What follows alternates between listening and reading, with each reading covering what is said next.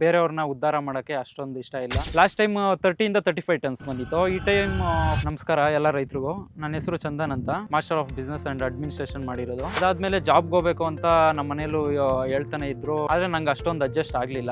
ಬೇರೆಯವ್ರನ್ನ ಉದ್ಧಾರ ಮಾಡೋಕ್ಕೆ ಅಷ್ಟೊಂದು ಇಷ್ಟ ಇಲ್ಲ. ವ್ಯವಸಾಯದಲ್ಲಿ ಒಳ್ಳೆ ಇನ್ಕಮ್ ಇದೆ. ಅಪ್ಪ ಅವರು ಮೊದಲಿಂದ ಮಾಡ್ತಾ ಇರೋ ವ್ಯವಸಾಯನೇ ಕಂಟಿನ್ಯೂ ಮಾಡೋಣ ಅಂತ ನಾನು ಈ ವ್ಯವಸಾಯ ಫೀಲ್ಡ್ಗೆ ಬಂದಿದ್ದು. ಈ ಗಿಡ ನೆಟ್ಟಿ 10 ವರ್ಷ ಆಗಿದೆ. ನಮ್ಮ ಅಪ್ಪ ಯೂಸ್ ಮಾಡ್ತಾ ಇದ್ದಿದ್ದು ಎಲ್ಲ ಜಾಸ್ತಿ ಕೆಮಿಕಲ್ಸ್, ಕಳೆ ಔಷಧಿ ಇದೆಲ್ಲ ಯೂಸ್ ಮಾಡಿದಾಗ ಫರ್ಟಿಲಿಟಿ ಅಷ್ಟೊಂದು ಇರಲ್ಲ ಭೂಮಿಯಲ್ಲಿ. ನಾನು ಶಶಿ ಸರ್ ಹೇಳಿರೋ ಪ್ರಾಡಕ್ಟ್ಸ್ ಟ್ರೈಕೋಡರ್ಮಾ, ಗ್ರೋಫಿಟ್, ರೂಟ್ಜೆನ್, ಬಿಗಾರ್ ರೂಟ್ ಇದನ್ನ 20-25 ಡೇಸ್ ಗೆ ಯೂಸ್ ಮಾಡಿ ನೋಡಿದಾಗ ಬೆಳೆಗಳಲ್ಲೆಲ್ಲ ಸ್ವಲ್ಪ ಚೇಂಜಸ್ ಕಾಣಿಸಿದೆ. ಇದೆಲ್ಲ ಚೆನ್ನಾಗಿ ವೈಟ್ ರೂಟ್ಸ್ ಎಲ್ಲ ಫಾರ್ಮ್ ಆಗಿದೆ. ಲಾಸ್ಟ್ ಟೈಮ್ ಜಾಸ್ತಿ ಕಾಸ್ಟ್ ಆಗಿತ್ತು, ಇನ್ಕಮು ಬಂದಿತ್ತು.